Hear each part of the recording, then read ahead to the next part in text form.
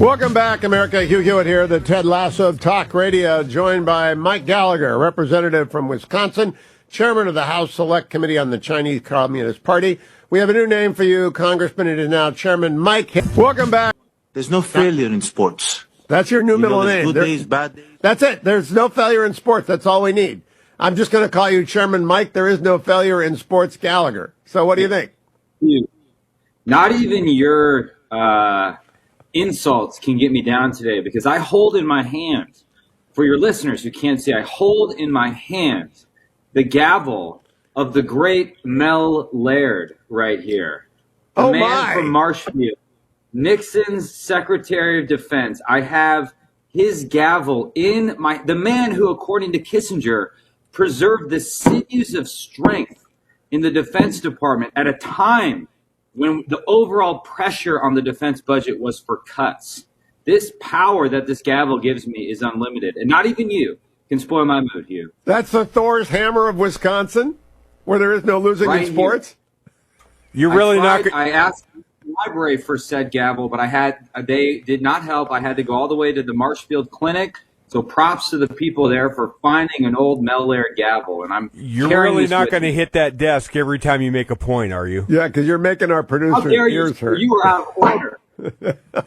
All right, Chairman Mike, we have a situation here which I want to get to so we don't waste time on. Mel Laird, by the way, is the subject of a lot of the space in Richard Norton Smith's new biography of Gerald Ford, because he was vital not only to Nixon but also to Ford. They were golfing buddies, and it's just very interesting. Mel Laird is a great American. Not many people remember Mel Laird. Did he represent your district when he was in the House? No, he was not my district, but Mel Laird, before he died in my first campaign, wrote me 2 handwritten letters and included clips, one chapter from Dale Van Atten's biography with honor of Mel Laird, which talked about how he saved the Packers from extinction when he played a role in negotiating the merger of the leagues. And another clip that ranked the top 10 defense secretaries of the 20th century, and he was ranked, I think, 2 or 3. It's a phenomenal book, by the way. But that was, for me, as a 31-year-old running for Congress who's interested in defense and foreign policy, it was incredibly powerful. I didn't even know he was aware of my existence, and so I've long admired Mel Laird. Oh, that's pretty good. Now, was Eugene McCarthy from Wisconsin or Minnesota? McCarthy, as in Joseph McCarthy. No, Eugene McCarthy. Eugene McCarthy ran in 1968, knocked LBJ out of the primary. Oh, I don't know the answer to that question. You know, I get Minnesota and Wisconsin confused, as do most Americans, the Great White North, and there are cows in both places. Out of order. I'm gaveling you down. I'm just telling you, it's a problem we've all got. People don't know if you're a congressman from Minnesota or Wisconsin. It's just one big whiteout in the Big Tent. All right, here's the serious story from CNN yesterday. China's new foreign minister, Qin Gang, I think I'm saying that right, warned Tuesday that, quote, conflict and confrontation with the United States is inevitable if Washington does not change course, delivering a stern and wide-ranging rebuke of U.S. policies for his first press conference in the new role. Reaction, Chairman Gallagher. What's interesting to me about this comes a month and a half after Xi Jinping himself, the General Secretary of the Chinese Communist Party, gave what was probably his strongest and most critical statement of the United States, saying something to the effect that the United States has implemented containment, encirclement on all sides. This was in reaction to us shooting down the Chinese spy balloon. And of course, the irony is that it is the Chinese Communist Party which is trying to encircle us, violate the Monroe Doctrine, violate our sovereignty with the spy balloons, with intellectual property theft, with an ongoing cyber war. And the other interesting thing here, Hugh, is it seems the Biden administration is desperate to meet with high-level Chinese officials. They're sort of chasing Xi Jinping, the foreign minister, all around the world, desperate for some sort of side meeting at an international conference, or Secretary Yellen wants to go to Beijing, Secretary Raimondo wants to go to Beijing. Despite this, despite what folks like Matt Turpin have called their ardent suitor behavior, the CCP keeps rejecting it. They have no interest in engagement. And so to double down on the engagement hypothesis, as Secretary Yellen wants to do in the speech she gave 2 weeks ago, strikes me as insane. And it's not actually producing any moderation on the behavior of the Chinese Communist Party. One thing, and I'll stop here, Hugh, that Matt Pottinger said in our first hearing, which I keep thinking of whenever I hear statements like this from Chinese officials, is that the paradox of Marxist-Leninist regimes is that the more secure they are, the more aggressive they actually become. So it's as if the more we try and placate them and meet them on their own terms, the more they take advantage of that, they see it as weakness, and the more they test the limits, the more aggressive they become. Now, Chairman Gallagher, I'm not bothering you with domestic stories like the debt limit or the Donald Trump trial or anything like that, because I do want to focus always at least one segment a week with you on the threat. Now, Mike Turner was on yesterday, your chairman from House Intel, and it is a very real threat that he realized in the United States. But as I see the carnival go by, and I see all these different stories, whether it is Gene Carroll trial verdict, whether it is the NFL draft, we're not paying any attention. Nobody knows. Do you find that to be the case? I think what's even more troubling, though, Hugh, is that within the military, within the organization that you think would be most attuned to the threat, it is my observation or hypothesis that we are still fundamentally on a peacetime footing, when in order to avoid war, the Pentagon should be on a war footing, at least when it comes to the production of critical munitions. We still have this sort of peacetime complacent mentality. And that's honestly, it's been a problem. If you look at sort of American history more broadly, our gift tends to be for improvisation, for crisis response, for mobilizing after things go awry, whereas dictatorships struggle with that. The challenge we have today is that in order to avoid the crisis, we have to operate as if we're already in it in order to pre-position hard power west of the international date line.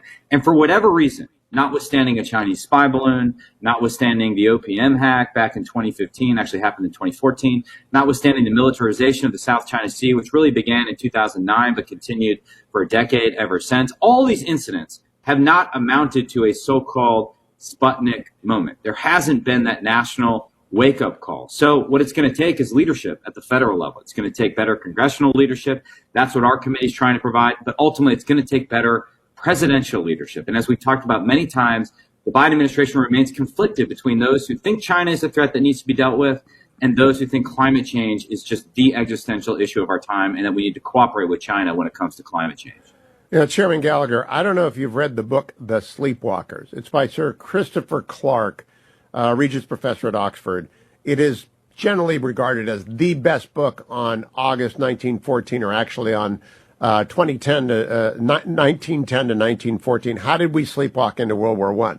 Part of the problem was Great Britain did not telegraph its intentions to the Kaiser in Austria, the Austro-Hungarian Empire. They were all over the map. No one could figure it out, and therefore France didn't get it right. Russia didn't. It was under the Tsars then. Germany under the Kaiser, the Emperor in Austria. Nobody knew what Great Britain was going to do. It's confused as can be. It's quite scary to read it 110 years later. We're doing it again. Nobody knows what we would do if China rolls out. How do we fix that?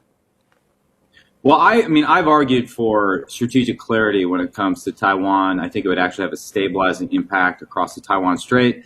Reasonable people can disagree about that. And I actually take the point that Pottinger and others have made, which is that what matters far more than strategic clarity is strategic capability. In other words, let's actually, if you want to signal to Xi Jinping that he should not and could not invade Taiwan successfully, then make it so. Make it true by putting hard power in his path. That is your best form of signaling. That is a basic rule of deterrence by denial. That's what people like Rich Colby and others have written and spoken about very eloquently. But right now we're not signaling that because we're not moving heaven and earth in order to enhance our force posture and our hard power west of the international date line and to speed up the delivery of key weapon systems to Taiwan. That's really what troubles me. I mean, in terms of what's the best historical parallel, as you and I have talked about before, I do think there are echoes of the interwar period as well. You see a lot of the naive utopianism that we dabbled with in the late 20s and early 30s bubbling back up. Remember, there were attempts to outlaw war itself, the Kellogg-Briand Pact. The exhaustion and the despair that followed World War I crippled the ability to prevent. Yeah. Exactly. By the way, Sleepwalkers, I thought that was a book about the Cleveland Browns defense, but I guess I was wrong about that. I'll check it out. You were very not Mel Laird there. If you're not up to date, I thought you had a PhD. Is that a PhD from the University of Minnesota? Is that it? From the School of Hard Knocks, Hugh. Okay, you got that gavel. Is it glued to your hand?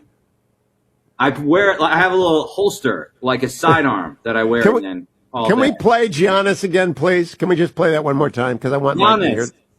There's no failure in sports. You know, there's good days, bad days. No, that's all I want. There is no failure in sports. We just got to. There is no failure in sports in Wisconsin. Is there a failure of the committee? There is failure of deterrence, though, and that is what I have dedicated my life to avoiding. Deterrence must hold across the Taiwan Strait. There's no second place there. So let us dedicate ourselves to the prevention of last World War minute, III. Chairman Gallagher. What do we send? We're counting on the submarines that no one can see, sinking a bunch of Chinese ships that no one has said clearly we will sink, although I think we would. That's the only. What does Taiwan have that could actually stop an invasion? Let's send harpoons. Harpoons. We have hundreds of harpoons we're going to put into deep storage. As Mark Montgomery and others have argued, MacGyver those harpoons, give them to Taiwan in the next 2 years. Right there, you got a bunch of things that can sink Chinese ships. If it cannot sink a Chinese ship, I question its deterrent value at this point. Harpoons, let's get it done. We can do this. Do we actually have them, and we're going to put them in a warehouse? Yeah, we're gonna put them into. We're gonna demill them. Is what it's called. Demilitarization, deep storage. So there are some. What do you do with an old harpoon? Why wouldn't we do that? I don't know. I've been asking this question of the Navy and DoD, and I get like a blank stare back. So we will be back on that subject. That's why I talk to Chairman Gallagher. I get one thing a week. I get a lot of Mel Laird, a lot of Minnesota, Wisconsin confusion. Nothing good on sports, but I do get a key fact. We're putting the harpoons into a warehouse. Not good. Follow him on Twitter at Rep Gallagher. He'll be back next week. Don't go anywhere, America.